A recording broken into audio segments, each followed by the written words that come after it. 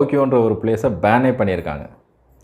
இது இத்தாலியன் பார்த்தீங்கன்னா 18 டைம்ஸ் ஃபீஸை இன்க்ரீஸ் பண்ணியிருக்காங்க. இத்தாலியன் இஸ்லாண்டில் ஒரு தீவில்.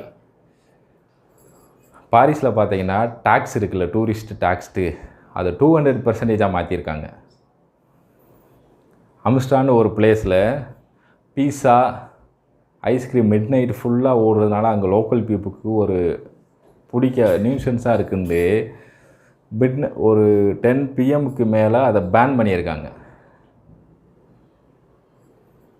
அது மட்டும் இல்லாமல் வெனிஸில் வந்துட்டு டூரிஸ்ட்டுக்கு சார்ஜ் எக்ஸ்ட்ரா பண்ணியிருக்காங்க. எல்லாத்துக்குமே டாக்ஸ்லேருந்து எல்லாத்துக்குமே ஃபீஸ் எக்ஸ்ட்ரா கலெக்ட் பண்ணுறாங்க. இந்த மாதிரி நிறையா கண்ட்ரிஸ் வந்து டூரிஸ்ட்டை விரும்பலை.